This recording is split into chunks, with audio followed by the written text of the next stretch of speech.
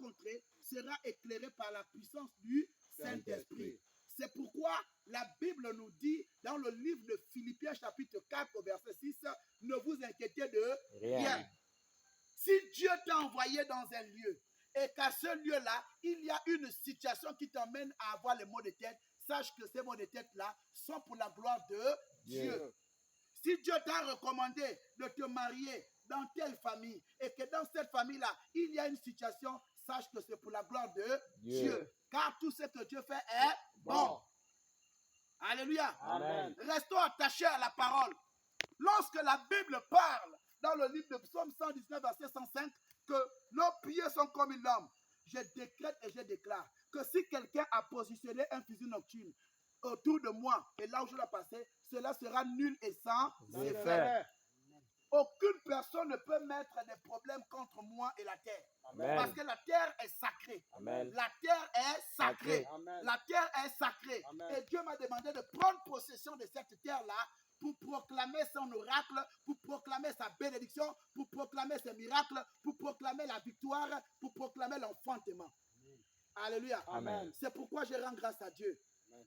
Genèse chapitre 1 au verset 1, la Bible est claire. Au commencement, Dieu créa le ciel et la terre. La terre était informe et vide. Il n'y avait rien. Amen. La terre. Mais qui donne un sens à la terre? Quelqu'un dit avec moi l'homme. L'homme. Alléluia. Amen. Qui donne un sens à la terre? C'est l'homme. C'est pourquoi Dieu nous a tellement bénis. Et pour confirmer la bénédiction de Dieu dans notre vie, il nous a fait à sa ressemblance. Amen. Bien-aimé, quelqu'un peut dire de toi que tu es vilain, mais tu es à la ressemblance de Dieu. Amen. Celui qui dit que tu es vilain est en train d'insulter, manque de respect à Dieu. Amen. Alléluia. Amen. Parce que tu as été construit par un homme et une femme. Amen. Cet homme, c'est Dieu qui l'a créé. Cette femme, c'est Dieu qui l'a tiré. Amen. Alléluia. Amen. Les deux, lorsqu'ils se sont assemblés, ils t'ont engendré. Amen. Alléluia. Amen. Quelle est cette force qui a amené ton père et ta mère à se rencontrer? Quelqu'un dit la force de Dieu. La force de Dieu. Maintenant, si ce mélange-là a fait en sorte que tu aies un visage compliqué, un corps compliqué, c'est pour la gloire de Dieu.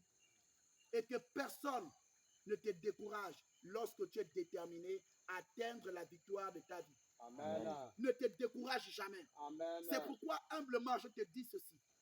Un enfant de Dieu qui obtient des victoires facilement ne peut pas se réjouir. Amen. Alléluia. Amen. Avec l'Éternel, on commence par la dureté. La dureté va nous amener à la grâce. Amen. Alléluia. Amen. Ne vous glorifiez jamais lorsque vous voyez autant de personnes venir à l'église aussi facilement. Attention, il ne faut pas dire nos jeunes grandes églises. Mais quel est l'état d'esprit de ces personnes? Est-ce que ces personnes ont des cœurs éclairés? Est-ce qu'ils ont des pieds éclairés? Lorsque viendront les vents et la tempête, lorsque dans cette église-là, on va prier, le feu ne va plus descendre, on va prier, il n'y aura plus de délivrance, on va prier, il n'y aura plus de guérison, on va prier, le pasteur sera malade, on va prier, il y aura des divisions dans l'église. Est-ce qu'ils seront toujours là?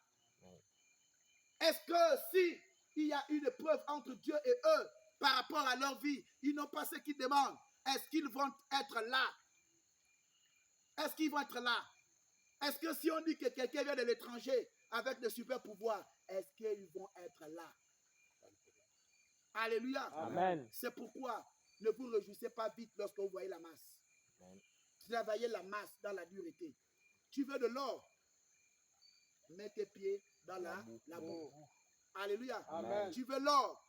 Sois ami à la boue. Amen. C'est cette boue-là qui va t'emmener à être fort. Alléluia. Amen. Et ce soir, je voudrais te démontrer ceci. Vous avez vu ici? Sachez que ça, cette boue-là, Oui, papa. nos mains, ces mains-là sont comment? Sale. Sont sales, n'est-ce pas, non? Oui, papa. C'est ça l'état de cœur des chrétiens et des personnes qui aiment le raisonnement. Les personnes avec qui on ne conseille pas. Les personnes qui connaissent tout. Alléluia. Amen. L'Éternel ce matin dit revenez à moi. L'Éternel dit revenez à Moi. moi.